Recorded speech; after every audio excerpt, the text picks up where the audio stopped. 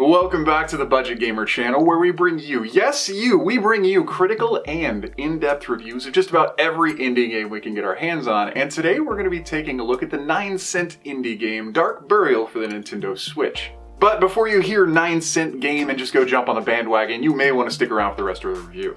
In Dark Burial, you're playing as the main character who is a scout with a single-shot crossbow. According to the story's narrative and a little bit of the eShop description, apparently this scout, who isn't really a warrior, has seen the oncoming armies of darkness, and the only way they can really save their people is to go and make sure they turn on every single light beacon at the end of every single level.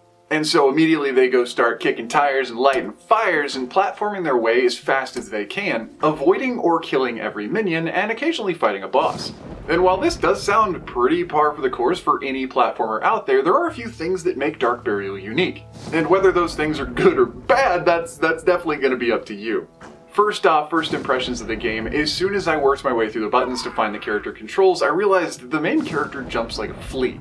He jumps incredibly high and incredibly fast, and just at the point of discovering the jump mechanic, I was already having a couple reservations about the game.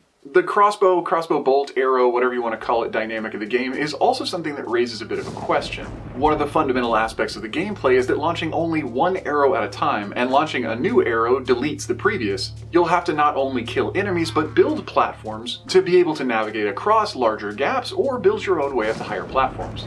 But, like I just said, if you build the perfect platform, have to shoot an enemy, that platform disappears, so try not to shoot an enemy while standing on your own arrow. But it's when combining the jumping and shooting mechanics of the game together that you really find the game's largest flaw. There are 18 levels divided into what we could kind of call 3 chapters, and of course they get progressively more difficult as you go. But the only way you're actually going to be able to make it through any of the game's levels, and especially the boss fights, is to develop some pretty precise timing for when to launch an arrow during the arc of your jump. Nearly everything in the game that you'll need to stick an arrow in is going to be just above or just below your standing firing height or the apex of your jump. Meaning that whether it's an enemy or a highlightable item to stick an arrow in for a new platform, it's not really going to be that easy to make that perfect hit.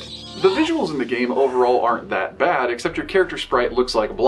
But overall, for a retro-style pixelated platformer, it's pretty much average. The audio, though, might start to wear on a player pretty quick. It's fairly repetitive, and especially the enemies' sounds, which repeat many of the game's sound effects. It'll become especially clear when fighting that first boss.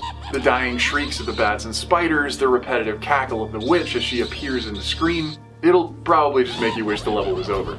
But that's enough of the game's mechanics and highlighting the good parts, and now it's time to move on to the actual critique. Dark Burial is a trial and error type platformer. You'll start off the game with a handful of lives depicted on the red bar at the top of the screen. Underneath that red bar, there's 3 skulls, which are each more like a continue.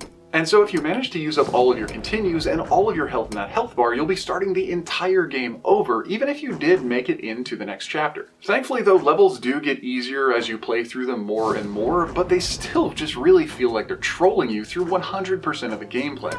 We've already talked about how you need expert timing to launch an arrow right at that critical moment in the arc of a jump to be able to hit an enemy or even stick an arrow into a piece of the platform. But besides that, the hitboxes for spikes seem fairly large, and the hitboxes for enemies seem a little too tight. And while that is forgivable and definitely something you can learn your way around, the real irritant for players trying to make their way through Dark Burial is the enemy AI. Enemies that have their own crossbows can launch multiple arrows when the main character can't, but more than that, enemies have the reflex capacity to turn around, jump over your own shots, and hit you mid-air. And so, putting it all together and looking at Dark Burial as a complete experience, overall it feels a little rage quitty to me. The learning mechanic of the game doesn't seem like you're learning how to navigate, but more like you're just learning how to avoid being trolled. And having absolutely no checkpoints in the game, whether for level or for chapter, just seems like an artificial way to extend the game's length. Because in all honesty, you'll probably make it halfway through the game in about 20 minutes. But with the multiple deaths, with finding ways to kind of cheat through boss battles, it may take you a lot longer than that to find all the stumbling points in the game, navigate around them, and finally make it to the end. But if you are a fan of brutal platformers and you really like a challenge, Dark Burial might be the kind of game for you. I can easily see a game like this developing a sort of micro-cult following of like challenge for the real gamer style gamers. But overall, if you enjoy a story, if you enjoy a light challenge, and you really don't appreciate being trolled by enemies, you might want to leave Dark Burial on the shelf. But again, at 9 cents, I mean, take it or leave it, it's worth a shot, I guess. But anyway, that does about wrap up the review of Dark Burial now on the Nintendo Switch. So if you enjoyed the review, or especially if you found it helpful, feel free to throw me a like or a comment to show your support. And don't forget to click that little bell icon when you subscribe to stay updated with the latest content. We're putting out 2 reviews a week, Mondays and Fridays. So whether it's an easy hard pass or an absolutely unforgettable gem, you're gonna find out about it right here. But anyway, this has been The Budget Gamer, so as always, thanks for watching.